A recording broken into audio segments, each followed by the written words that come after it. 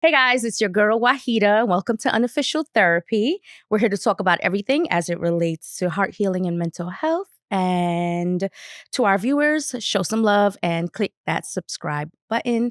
Today, I'm joined by one of my friends. I want her to introduce herself, but Sana Dior, welcome to the show. Hi, what's up? I'm actually excited to be here. Love the set. Super vibey and cozy. Thank you. Yes. Sana, I met you a few years back, Mm-hmm. right?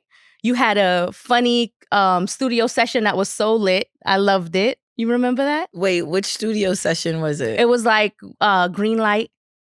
It was with Green Light, myself, you, and you were just like vibing. Oh, and we were just vibing. Yes. Listen, I feel like from then, because that was at the beginning of my career, that was probably, Yes. I was probably literally like two songs, like very at the early, like two songs in. Yes. At that point. Like, I remember you talking to us about how you got started and what you were working on, and full circle moment, we're back again. Yeah. But you've done a lot in between that time, so I want to touch on that, right? Yeah, so we in a whole new year. It's crazy this year, right? Right? It started very intense.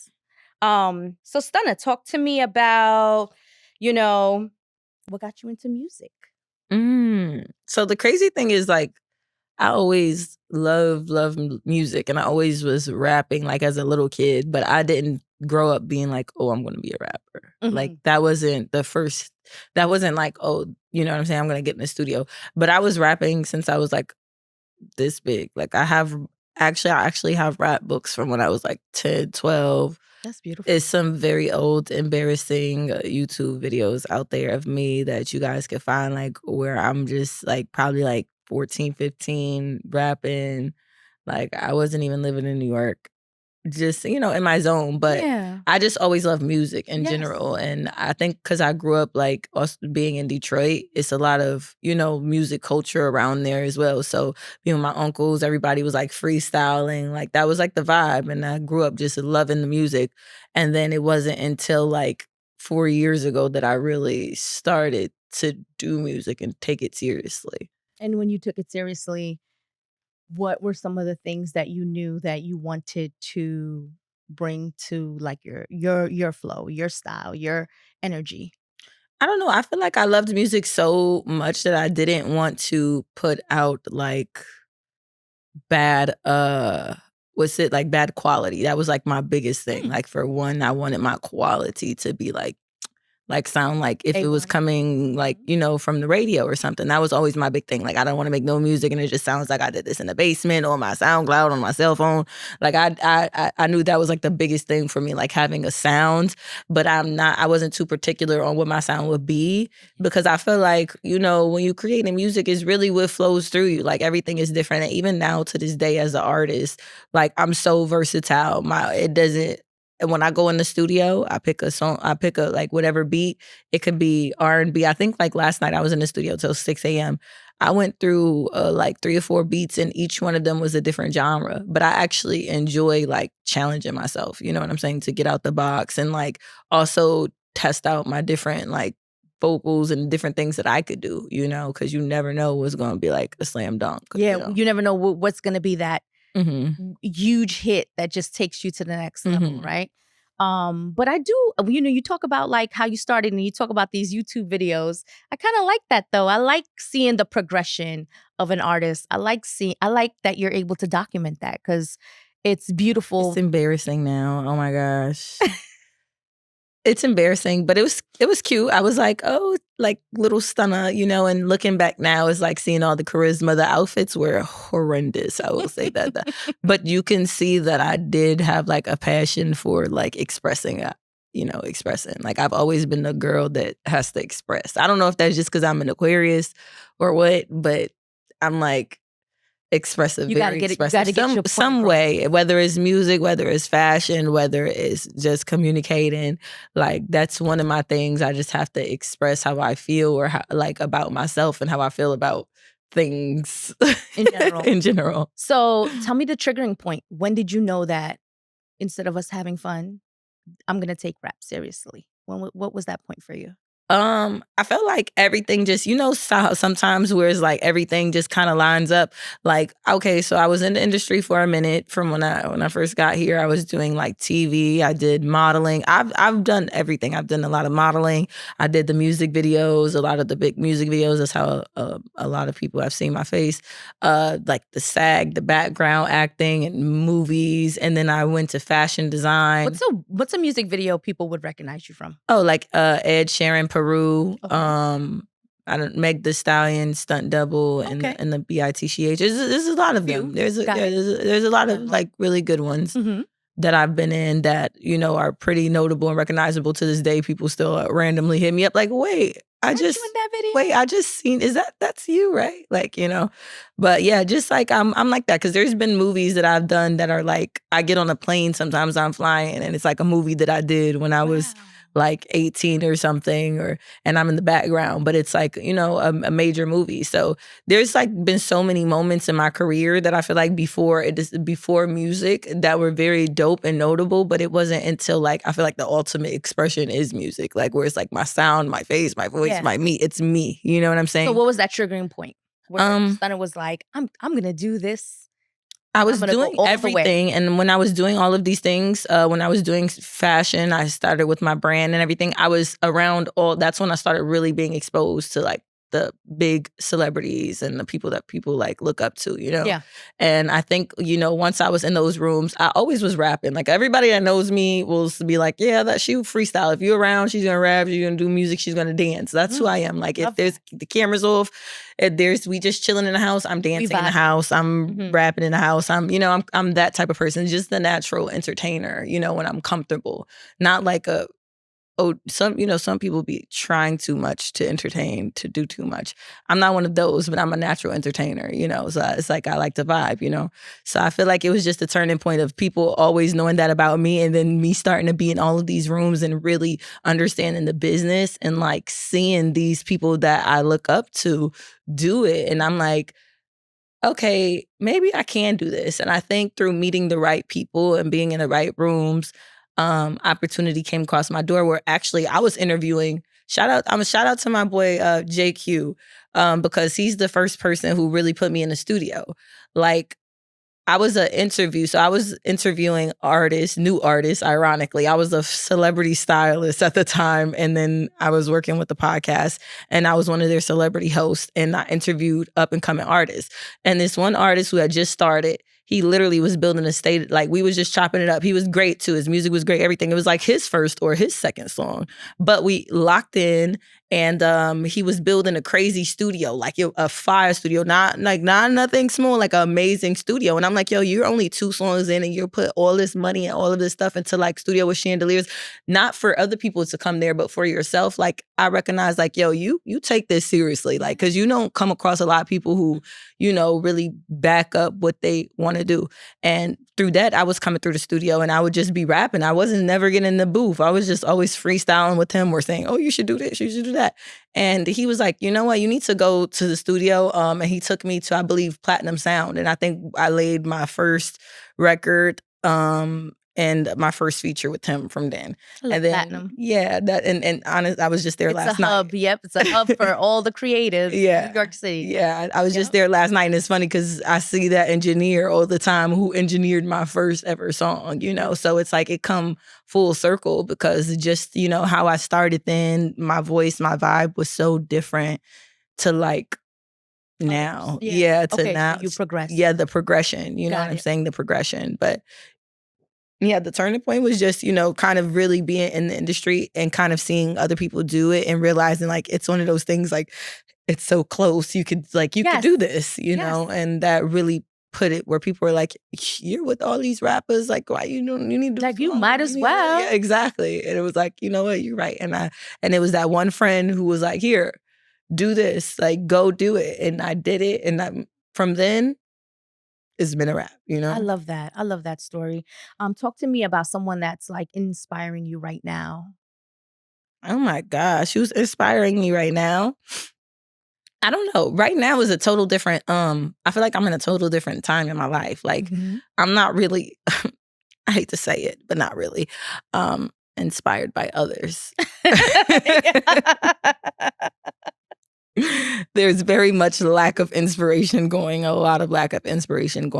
But I'm not gonna lie though, like seeing Kanye West. No, Kanye West is my number one. Like, right? In my top 5, Kanye West is my inspiration. Like, that's what I was about to say. Like, there's people from my past that I have always been, loving as like a businesswoman. Like, I love obviously a Rihanna, you know, from music and fashion. Yes. Like, for a girl like me, that's somebody to see who expresses herself, and also she doesn't give a fuck. You know what I'm saying? She's naturally her. She's, you know what I'm saying? She's a businesswoman. She's dope. She's outside still. You know, she's a mom. So gotta love Rihanna. Iconic. You know, and also one of those people who taps in a lot of different genres and vibes. Yes. So love her. And then there's Kanye West, who's fashion, music. You know, and that's like Kanye got me through middle school, high school, and I say that, and everybody's like, me too. Like, who hasn't Kanye got through some crazy moments? So it's like those are the people that have influenced me, and you see them doing amazing, amazing things, and it's still very,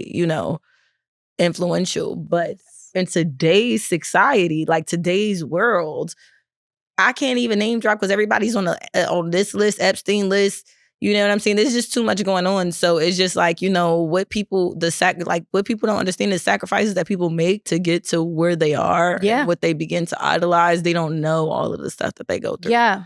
And I can relate to that myself because so many people are like, oh, your life is perfect. You're a princess. You're a princess. You're a rapper. And it's like, I am a princess, but I'm out here like in New York working to follow my dreams. I'm not in Ghana with my family doing this. I've chosen to actually, take a tough route where now I got to go through what people think, and you know what I'm saying, going through all of the motions of being in New York City, being exposed to everything, literally, right? And okay, so inspiration, I guess we'll put mommy and God. Yeah, my mom, she's the most iconic lady ever as well. Like, just come from nothing to something to like, CNN and big things and stuff. And she's a literal queen. So my mom, so mommy, I could say, I love that. Fabulous mommy. So when you're in the when you're in the studio doing your songwriting and thinking about how you want to express yourself to the world, what are some key things that you need? I need a vibe. I'm gonna sit back with a blunt. That's what. But and it's really just what you're going through at the moment. You think? I have to like dim the lights. I like to prefer to do closed sessions, and really, sometimes it's what I'm going through, and sometimes it's not what I'm going through. Sometimes I feel like life gets so heavy and I go in the studio and I just want to have fun. Yeah. Because that's the type of person that I am. And I like to make fun music, and I like to dance, and I don't like to be drowned feelings and overbear with emotions. Like, oh, you're that's not that. one. Yeah, because you're Aquarius. Yes. Oh my gosh. The emotions is not you. It's not me. It's the intellect and the logic. Exactly. Okay. Very logical person. Mm-hmm. So it's like, I like to uplift the vibes. Like, even if you are having a bad day, like, I'm very much like manifester. Okay, you are in control of this. Even though things ain't going right, you don't have to like sulk and sit in sadness. You can create a better moment for yourself. And and I know that, really know through like experience, that when you forcefully push yourself to enjoy yourself or to make something that's bad good, you always create like a better opportunity. Like, something always positive comes from it. So I'm a big person of that. Like, if your vibe is too negative, if you're a negative Nancy and you're like complaining and venting too much, I'm so off of this. I'm like, so that is not helping the music process. We need that for you. Not helping anything in my life. Don't talk to me about it. Like, I have enough problems. I'm in the entertainment industry. Like, for real. So let's talk about your childhood, because you speak about your mom. You speak about the fact that, you come from this world of like royalty. Mm-hmm. So talk to me about that. What was it like growing up? I wouldn't say I come from a world of royalty. Now life has changed because my mom she got skinned in the past 4 years. And growing up, I didn't knew we had any lineage of royalty. That's like the crazy part. And I also chose to literally live a separate life. I've been in New York. I moved here at 17 by myself. So I've chosen to choose a path to follow, who I want to be and, do all of the creative arts. And my family went and worked hard and did their own thing. So I'm not going to take like credit and say that. Of course not. But so you come from a family that your family's originally from. Yeah, I'm an only child. You're an only child. Yes, I'm an only child. I was born in Michigan. Okay. Yeah, I was born in Michigan. And, I moved around a lot. I was one of those girls. I grew up in many cities. And I feel like that's why I get along with so many different people, because I've grown up in so many different places. And then New York has been like the melting pot. And then it's like, this is home, So I grew up like that, to a very small family. Just me, my mom. My dad was present, not present. And I'm an only child between her. My mom is like basically an only child. So I grew up to a very, very tiny, tiny family. Wow. So it was a thing of like, me and my mom loved to make our own traditions. We didn't do like the big Christmas dinner, family dinners. We would go travel. Like we would go celebrate. I love like, that. a different country and stuff. That's way more funner, I think. Yeah, it's better. It can be. Yeah, you get to make your own vibe. Like instead of like, just sitting around a tree, it's not like, we would go somewhere and we would try something. We would go to Hong Kong, Japan, Philippines, wherever, So I got to travel a lot growing up. Like I did so much traveling and I went to a lot of amazing, beautiful places. And I feel like very, very fortunate for that. I went to 5 continents by the time that I was like 19 or something. So I have been around the world already previous to traveling. And I still come back from traveling. I feel like people, if they haven't traveled, like you need to get out and travel. Get out and travel. Yeah, you got to get out your city. Sometimes you need that different vibe and frequency, and it also helps you see like, even though a lot of people are different, we're still the same. Yeah. Yeah. It's the same human elements to us, right? We might look different, speak different, different languages, different foods, but it's the same thing. But everything is You see a unity if you want to. If you use that lens, you can see unity, and if you use the divisive lens, then you can divide and think about how we're so different. But I'm the same. I like to look at how we're how we're similar. I like to find similarities, and most people, they just want peace and love. It's really not. Yeah. It's not as complex as we think it is, right? That's all. They just want a good vibe. A vibe, get to the next day, enjoy life, have their families, and, So did mom have any aspirations for you when you were growing up? Oh, my mom was super cool. She let me be what I desire. Like she was just big on morals and principles. And I think to this day, I've always been like on morals and principles. That's how people have known me since I was 17. And it's just like, I've always been so mature, like, because morals and principles is the thing. That means that no matter who's around you or what's going on, you don't change like what your boundaries and what your stances are. And those morals and principles should be for the greater good or for, protection or something like that. But outside of that, it's been free game for expression. Like, have your beliefs, dress how you want. Like you could be sexy. That doesn't mean you need to act promiscuous. In that way. That's right. You know what I'm saying? Like I was just raised like on those different type of, values and code, to where it wasn't like she's so strict and she's so like overbearing or something. But it was very like, if you choose to, there's people that do all sorts of things. That don't mean you have to indulge. And there's also reasons why people do things. Yeah. You know what I'm saying? And I don't know, my mom also, she went to school for psychology and sociology. So she was definitely like, I feel like whatever she was learning, she was like definitely she would bring applying it home. Yeah, she would bring it home. I feel like that's exactly what I do. Every single time I learn new information, I go home and to like the kids in my family, I'm like lecturing them about, hey, well, let me explain how this happened. Yeah. Or this is why we look at this way. Exactly. Or if you're sitting like this, people perceive this as this. Like, body language or all body language. It was just so many things that I grew up learning. Yeah. But I had a dope mom. She had me at 16 years old. So she was very young. She had all of the odds against her. So that also made me, I'm not going to say like, that made me be like, anything is possible. Like, when you, like, my mother was like out of the foster care system herself. only child, all of the odds were against her. But to see a woman grow up, be fabulous, have all the odds against her, and choose the right decisions, and become a queen of a big tribe over millions of people, and then like I would feel like from the time that I was 16 or 17, I was able to like mentally make good choices for myself, like not be like chasing the boys. Like That's right. I was never right. chasing the boys. I could care less about the boys. The boys was where they were. The boys are gonna come. That's what you have to learn. Like the boys are gonna come. You just put yourself in a good position, and better ones will come. Oh, absolutely. We talk about your mom. So how does your mom find out what you just said? Like, how does she find out about that? Like, how does her life change from being in the United States to then finding out about her history in Africa? Okay, so this part of the story, it gets blurry. I know that we did always grow up and go to like Ghana here. We would travel and visit and stuff like that.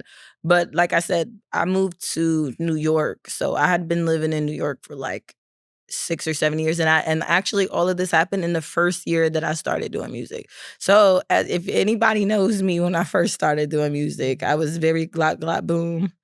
I was glot glot booming around town and getting sturdy and all of this, and my mom called me and she's like, yeah, I just became like instant skinned in the Dagban tribe in the north. And I'm like, what does this mean? She's like, yeah, I'm a queen. You have to come and meet the chief. And you have to come and meet the chief. I'm like, okay, what do you mean by your chief? She's like, it's not like a small thing. This is like, 2 million people in this tribe. Wow. Like, this is a big thing. So at the time, like I think I was on tour. I was doing so much traveling and doing so much.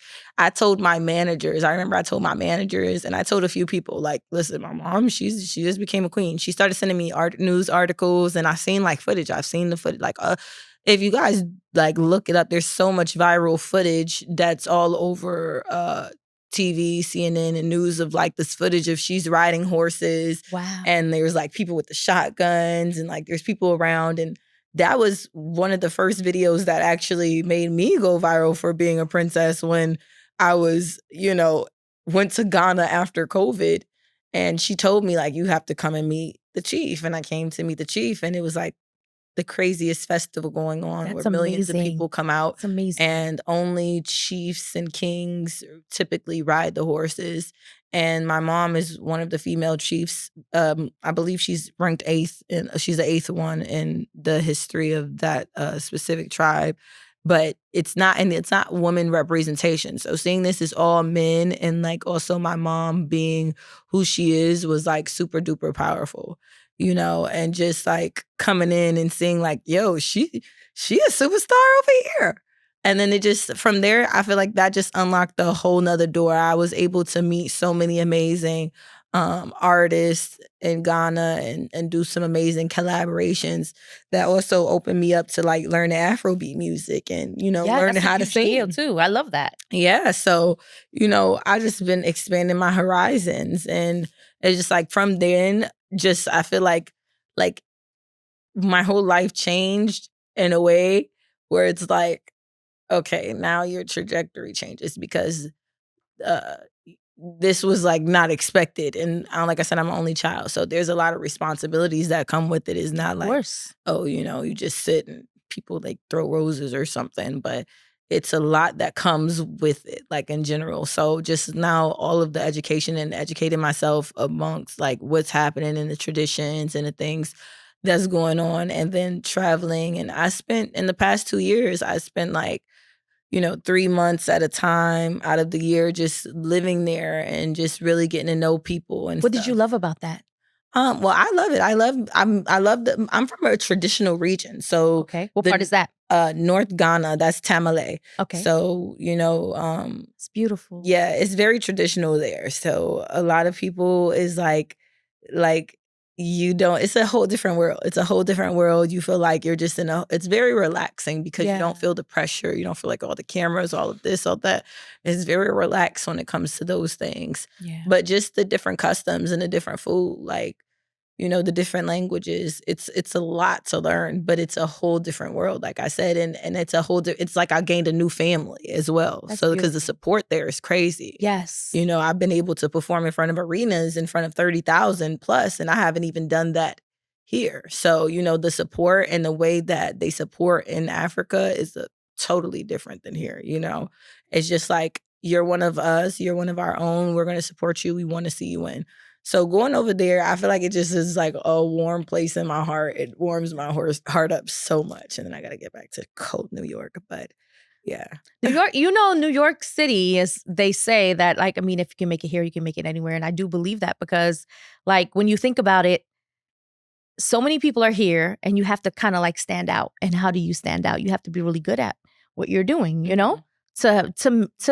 for other people to notice you and to see your worth. So it's a lot more competitive here, and a lot of people Very do competitive. very Secretly competitive. hyper competitive. Yikes. It gets sticky in the city. Gets sticky. So we talked about the boys. You brought that up very quickly, and I want to go back to that and ask you, like, has there been a relationship that has been satisfying for you? Oh, I think I'm just now at my good old age, just now starting to be in more fulfillingly satisfying situations. But for a while, I wasn't even focused on that. And I was dating, but I wasn't focused on that because it's just, It was like casual dating. Like, I you mean, didn't take we anything would date. seriously. I just can't, because guys are typically controlling. They just, and I was in a part of my career where it's like, I'm outside. I'm Mhm. sorry. I got to be outside. Mhm. And I would rather not be arguing with you. I would rather just go outside and do what I have to do, because at the end of the day, I know what I'm about to do pays off. And if I sit here with you and we're beefing and we choose to break up, now I just wasted time that I can't get back. So that I was really big on that. So you never prioritized. It seems like you never prioritized the relationship in the same way Oh, that. no, I couldn't, Yeah. and I felt like everybody just was like, oh, it was like either, oh, I want a trophy on my arm, I want a housewife, I wanted this, I wanted that. And it was just like, I didn't feel like nobody was like trying to like feed my soul. And I feel like I'm such a lover girl, even though I'm an Aquarius who people don't think is a lover girl. When I actually love somebody, and when I even like my friends, when I actually like respect you and you're my friend, like I just want to see the best for you. So when you around me, you're gonna do better. You're gonna be a better person. You're gonna think better. You're gonna walk better. It's gonna be like that. I had to sit back and be like, listen, I can't be pouring all this into a cup and no one's pouring back into my cup. That's right. And that was like a really big thing for me. So That's I right. was at a point where I was just like, I'd rather not, and um it was just a lot of crazy things. When I was on that MTV show last year, or yeah, was it this year? Earlier this year. I don't know, the years is flying. But when I was on there and dating the guy on the show, like, and we went viral for the moment where, he was like, it was another girl that basically he was trying to see.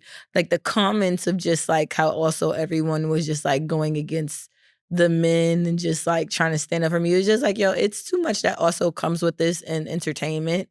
And, like, if I'm with somebody who's not prepared or just trying to, like, get something out of it, you know what I'm saying? Like, who's not I need someone that's actually there for me. Like, if Imma do this, it's gotta make sense for me, not just, "Oh, free food," Yeah. you know? Yeah. Like Relationships are very complex, and when you're chasing the bag, it's hard to even have someone that you can take seriously because they do get jealous. And I think that's the number one thing, ownership, right? When folks are with you, they want to own "Baby, you you. can't own me. You can't have my location. I'm sorry, I'm not giving you my location." You've never shared your location Hell with no. anyone. Absolutely not. My girls can get my location. These men cannot get my location. Maybe a rapper too quick, 30 minutes send when you could just share for 1 hour only. Yeah. That's my button, share for 1 hour only. Yeah. Like, you can't get my location. I'm not doing that with you. Oh, I just want to make sure you're safe. Don't manipulate me. I've been safe for my whole life before I knew you. Yeah. I'm gonna be safe today. Yeah. So, yeah. I don't do it. I nip it. all of those things is like red flag for me. I'd nip it right in the butt because you're not gonna come in here and do this. Like, if you want to go on and control the situation, now you need to take care of my whole life. You need to take care of my whole life. Yeah. Because if you're not taking care of my whole life, you don't have time. You can't dictate what's being done to get. And also, I'm really big on you can't be with me and get the benefits of being with me. Mm-hmm. The free this, the free that, the introductions to people and benefit off of it. If you not gonna be there in the other times and grind with me. That's right. The grind is something that most people don't see. That's the hard part.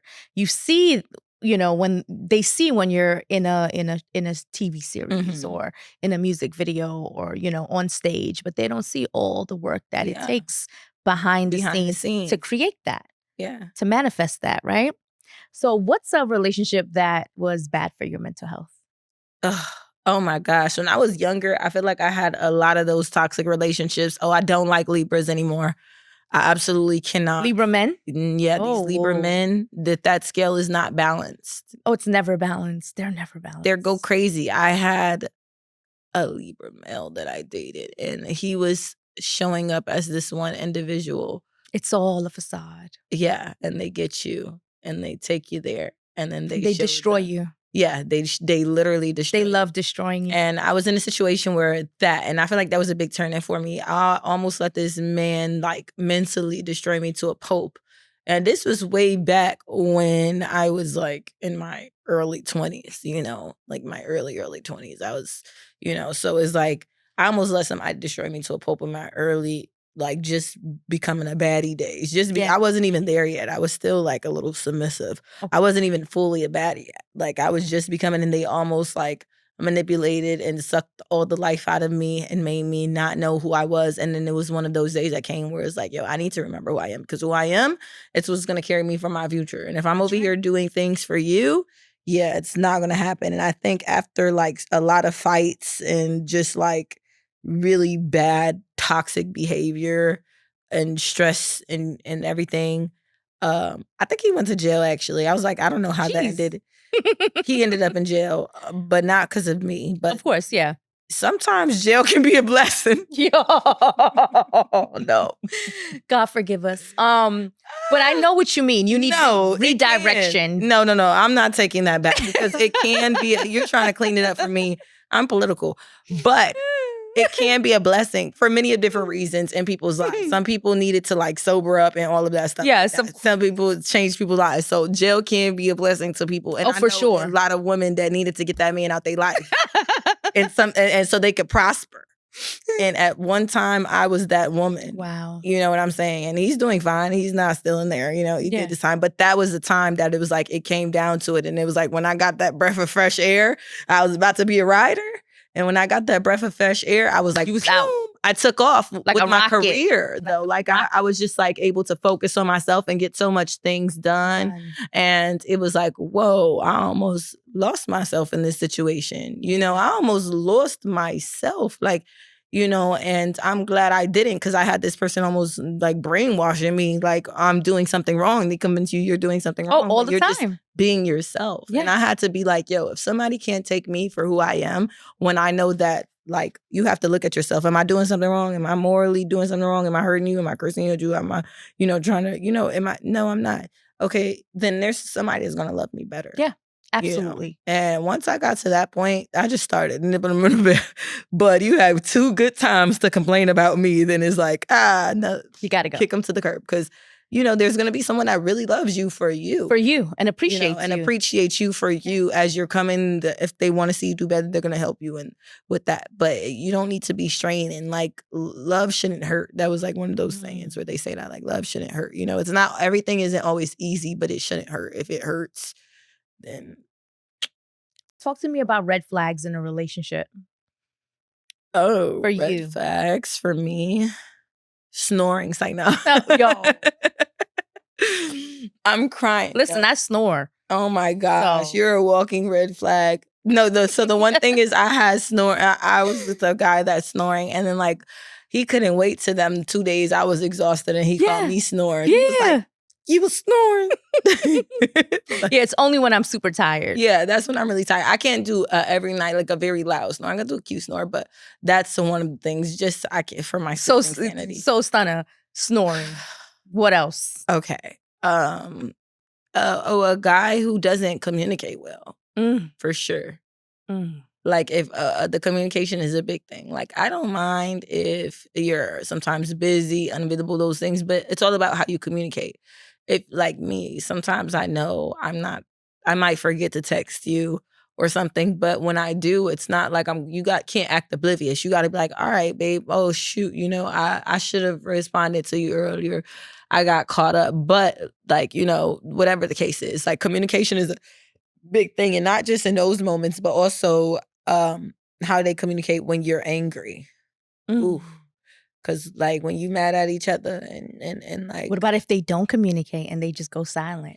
I hate that. Yeah, but like sometimes you just gotta say, give me a second. I need to process, get my think. thoughts together. And then you can be silent. Don't just go and be silent or whatever. Cause I do the same thing sometimes. I have to shut off because if I keep talking, I'm gonna say something that's not nice. So it's just like, let me just not say nothing at all, So I just need you to communicate that though. Like I need a second. Like, let me process my emotions. I don't like a person that's trying to force it, like trying to force, because now we're gonna keep arguing. Don't force it. Sometimes you gotta let things breathe, but not too long. Like don't go to sleep mad, still upset about it. Just if that's the case, say, listen, we can talk about this tomorrow. I'm really big on that, like communicating as a grown up. Like I can't do the toxic things because I've been into it with a partner and I gotta go and do a show. I gotta go and do it. Oh yes. Oh my God, that's terrible. And you crying, my makeup got done and now I'm crying my makeup off, sweating my makeup off, lace. I don't like it. Yeah, so it's like I can't put myself in positions to just get my heart rate going like that. Nah. I can't. So that's it? You feel like that's all your red flags? I mean, there's quite a few red flags. I'm not picky, but I just really look for a guy's moral code. Like if they just that's number one to me. Person, yeah, like if you morals. A person, how you moving, like how you making decisions. Like if you look out for people or if you just leave people hanging. I love that. If you get the doors for old ladies, if you get the door for me, if you're walking on the right side of the street, if you're making sure like, you check on me or something like that. Those are green flags. I'm like a green flag. If I don't see those things, I'm like, oh, he's just like, yeah. I also don't like a guy that argues back. Like I want to be able to. Don't get sassy. You know what I mean? I don't want you arguing. Just listen. Yeah. Like, it's not meant for you to match the energy of a female. No, do not. We have emotions. Yes. We can go through these things, but wait your turn at least. Like, at least let me get mine off and then you go ahead and then you could be like, this is what I feel. But yeah, that's just with the communication thing. Like, the communication. If you see me flustered, don't go back and don't match that. Just, don't match that. Picking, it's never going to end well. Like, I foresee all these things. And like I said, once I got to, I just start cutting. If you arguing, it's like cutting. And I bet it's a lot of guys that's watching is wondering why they never got a text back or a call back. And that's or like why. What happened. They probably was like, oh, she's busy. No, you were being too sassy with me. I wasn't busy. I just got tired of you. Like you was doing too much. I couldn't, it is.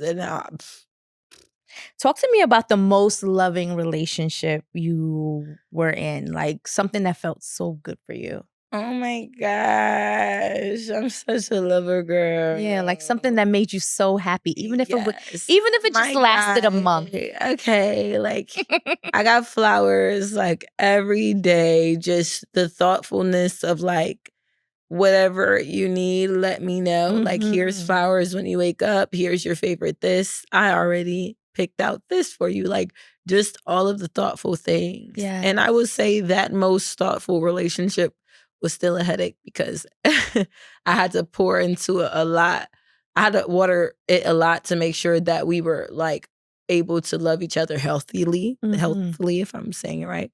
But so that way it doesn't get like and then like you get so engulfed with each other that you're alienating personal life. Because I mean, you're like, you're forgetting about like everything else and you're just focused on each other. I see that happens so much, especially with my homegirls. I'm like, oh my God, get it together. They don't go to work. They start calling they start out. calling out. They start not calling me. What the hell? Why you not calling me? You called me every other time to tell me all the BS. Now when things are going good, I can't hear you. Like, no, please don't.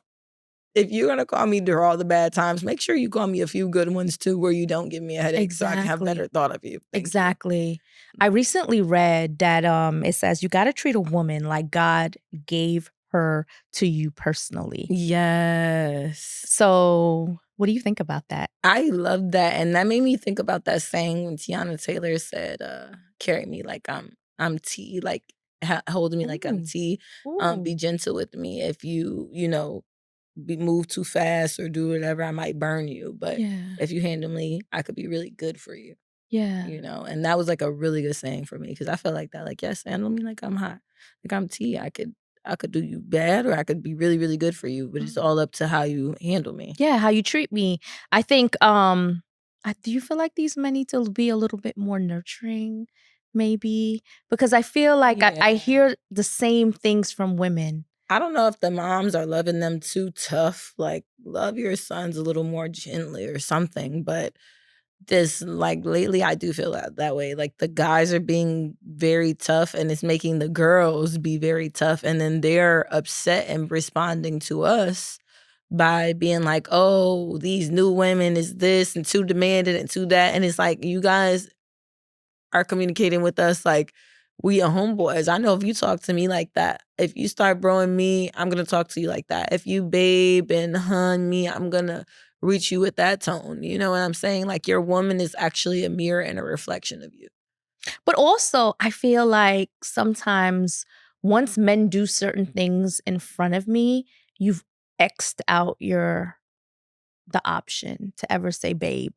It's like now you forever the bro. Oh yeah, if you're forever the bro. Drink now. in front of me and we out. Don't hit on me no more for the rest of the night. Just go wherever you were like doing. Like don't be a friendly guy. Any disrespect. This is just if a guy is talking because sometimes guys move to the club and they treating all the girls nice. Yeah. No, if you want me, that attention better be on me. Don't want me and then like being overly mixy with everybody because that just gives me like you trying to go home with whoever says yes to me. I'm a very intentional person. I need to see you have intention. I'm a choosy lover. Yeah. Right? And if you very choosy gonna settle with whatever girl pretty enough that's just like doing then that's not my vibe because you're gonna be very disappointed when you get me anyways and to find out that I'm lazy.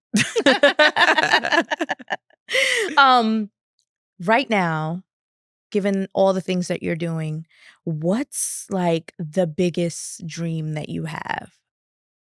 Oh my gosh, like the dreams are the biggest dream right now. I don't know. I need my Grammy. Like, oh my gosh, I do so many fabulous things that the dreams are not even the dreams anymore. Like my life is some people's dreams.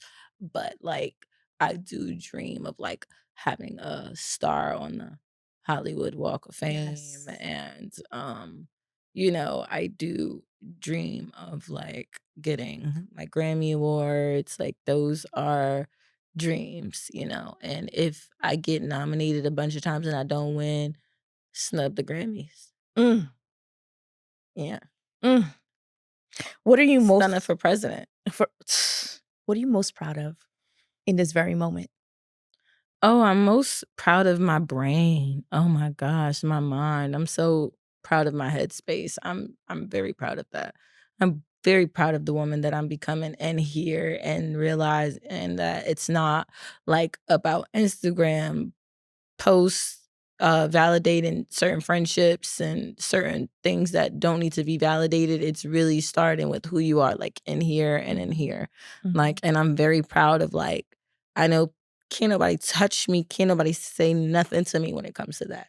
Like no one can speak when it comes to my morals of here and here because I'm solid and I'm strong and I'm very resilient. And I think that I take things like with grace and, and that's why they mad at me. Let's talk a little bit about the haters because that's kind of, you just brought that up. How difficult is it to manage haters? Because like, we think about haters, when we think about haters, we think about them online. But there's so many haters in our world, in our presence, day to day. And it's like, do you have the lens to be able to see that? Yeah, I can't manage haters. Haters can't even manage their own selves. That's why they hating on me, because they can't even manage their own lives. Like, literally, I feel like 90% of people that maybe like are haters, because I feel like the hate comes from envy. Like, it's envy and misunderstandings. Like, Yes. it's just those Yes. two, misunderstandings and envy. Yes, because there's no real hate. Yeah, If you knew what it took that's what I was to do this, yeah. you would not hate. Yeah. And I've never met nobody who's just known me and been around me and just can speak filthy about me. Correct. Like, because if you've been in my space, even if you're my friend and we fell out, we fell out, we beefing, whatever bad arguments we had, still 90% of the things that you're going to say about me was positive, because I walked you indoors, I spoke love into you. Yeah. I'm a good friend. I'm a good ass friend, probably a better friend to you than you were to me at times. Love that. You know, and I feel like a lot of people get it misconstrued as if like just because you with them, their presence is enough. Yeah. It's like, no, babe, what value was you adding? Was you a headache? What was you talking about when you was around me? What was you going around? What was that? How was that beneficial?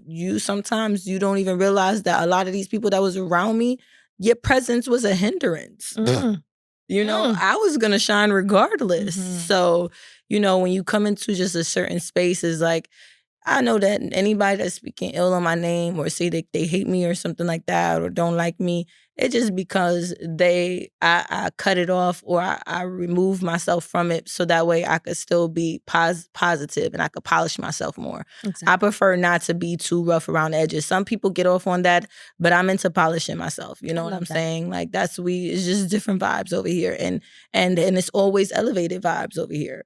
That's all. You know? You talk about the power of manifestation. Tell me the last thing you manifested. I manifested my life that we're sitting here. We're sitting here having girl talk, girl therapy. Just that's why I wear my good therapy glasses. You know? I need to get some therapy glasses. Yes. I forgot about that. So you can read these house. Yes. But yeah, manifestation. So like when you think about how we put things in the atmosphere and how we make them come true, what's something that you knew that, wow, I spoke about this and it's happening right now? I feel like my whole life. Like, if you guys go back and watch those videos on, like, when little Stunna is going to be like, it's your girl Stunna Dior, and, you know, my album's coming soon. And I had never been to the studio. Like, I literally never been to the studio. You just knew you was going to have an album. Music coming soon. You know, and from a little kid, like, anybody to tell you I was dancing, performing, there's so much of that everything that I said, like, oh, I'm gonna be in New York, I manifested that for myself, and I've just by staying true to myself. And I feel like just the most thing that I'm proud of is just having a great brain and a great heart. Like, I'm gonna say that again, because if you don't got that, it doesn't matter how successful you are in life, you're still gonna be messed up. And that's something that I've learned. Like, if you're not intact and here and to here, you're going to get everything that you wish for and more. I never, ever, you know, thought the day that I would be an actual princess that people can call, not just like a figurative princess, but an actual princess. God did that in the middle of my rap career. And I'm just so thankful that when he did that for me, I wasn't a girl who had a bad history, because I don't think that people would respect me the same. If I was like known for being on certain poles, no disrespect to anybody, but if I was just known for being in certain rooms and environments and stuff like that, I don't think people would respect me the same way. Like, and I'd be like, you know, that's why you just got to have faith and believe in the plan for you, because you just never know what God has planned. And I told one of my friends the other day who've been through so much like crazy bad stuff, like, yo, it's the positive change. All of the negative stuff you have is just become a testimony for you. So now you can never motivate somebody else in their life or be a testimony to somebody else if you didn't go through all of those things. Exactly. You know, so sometimes you have to take the good with the bad, and you have to be like that. You don't know how things are working in your favor, but as long as you're moving and doing with a purpose, like a purpose, and you're doing stuff the right way, like the manifesting what you have planned, it happens naturally. It's gonna happen naturally. God gonna be removing people from your life, and you're not even gonna know why. Yeah. You know, like, you're not even gonna understand what's happening. You're gonna be like, oh my gosh, you keep taking everybody from me. And then you'll end up in a whole better situation. A whole better situation. You know. it's interesting because when you think about all the beautiful young girls that are, like Young Stunner, Mhm. right? On those videos where, you were manifesting these things that you were going to do in your future. When you're talking to those young girls, what are you saying to them? What are 3 things you're telling them that they have to do in order to like get to a certain level in this business? Oh, they gotta have thick skin. You have to have thick skin, and you cannot be gullible. Those are the 2 things that I think kept me very safe Mm. and, very, like, Expand on that for me. just having thick skin means that, like, you have to take everything with your ears, but also as a grain of salt, like, Yeah. as constructive criticism, because Yeah. people gonna say negative stuff about you. Yeah. They're gonna say all the things you're not, and some of Yeah. them are gonna be lying. Some of them are gonna be just misunderstanding whatever you're picking down, what you putting up, you know what I'm saying? They're not picking it up right. You just have to have thick skin, and you can't just be like, "Oh my God, he said this," and because I've been around a lot of people like that, and they're always Mhm. like that, and I can't believe this, and and very self-conscious. Everybody's not always confident in themselves, whether it be appearance, music, whatever there is. But you have to just like represent yourself because there's Yeah. only one you. Yes. There's only one you, and every day it's not going to be better, but there's literally only that one you in the room. And all of those things that we're probably like worried about in our heads, like, don't even matter because the person that we're projecting is like so much better than all of that, you Yeah. know? So you have to have thick skin and you can't be gullible. Yeah. That means Talk like, about that. yeah, that means that you can't How are be we? naive. How? Like, how are You we gotta educate yourself. Like, Mhm. that's a big thing. The more educated you are, then the more you are able to weed out the fluff. Because like when you first come in a game, you don't know a lot, and people will be like, "Oh, well, they'll sell you dreams. I'll be able to do this I for could you do and do this, that and for all you you. got to do this, and just Yes. come here and And it's that easy. It's that easy. It's not necessarily that easy. There's also going to be a few other steps. You can make sure that you can be like, okay, this is a good opportunity. I am going to come here, but you don't need to overstay your welcome. Like you don't need to stay thinking that's going to happen in that one night, in that one moment. It's not going to happen like that. It's not going to happen like that. Talk about overnight success. There is no such There thing as is no overnight right? success. Didn't they say No like such thing as overnight success. overnight success? It takes like 7 years 10 or years. 10 years to be an overnight success. I'm almost at year 10. See what I mean? The other day I was driving, and I think it's in like Midtown, and I saw Lower Manhattan, and I saw an ad with Justine Skye. I love Justine Right? from Tumblr days. Right? And then I was just like, wow, it's so beautiful to see that like people who were doing things and then now they're just doing bigger things. And it does take time. And it's every single time like I see a billboard or like a magazine cover or a video, and it's like people that we all know. Let me tell you right? some tea. I did a song with a video, not a song, a video. I'm manifesting a song with my Aquarius twin, J. Cole. So I did a video, and it was like an intimate like video. It was like only a few of us on set, and it was like it was really cool. Then like that was like right before the beef, so the beef happened. The video never came out yet, but like if the video ever makes it out, like everyone's gonna think that this just happened yesterday. It's like no, this has been in motion. Wow. Tomorrow, a TV show, Drill Barbies, drops. Yeah. With its Sirius TV network, and that has Murda B, Shani Bani, me, and Maya Paris or whatever her name is. And that's something we shot from last year. Look at that. We shot that last year, and that's team. I just checked the blogs and seen like some known blogs, and I'm like, oh wait, the show's coming out tomorrow. Look at that. So Beautiful. It's like you could be working forever and just different things happen. You just have to keep working. Basically. Just keep working. And I think that's the best advice to anyone who wants to do anything in music, entertainment, or just generally. It's like you just got to keep working. Keep working, keep posting. Keep working, keep posting. And with that concludes this episode. Thank you for joining me. Thank you. It was such a pleasure talking to you. I had a great time. I feel like we spilled mad tea. So we love you guys. Please click and subscribe. and have a wonderful day, and we'll see you next time.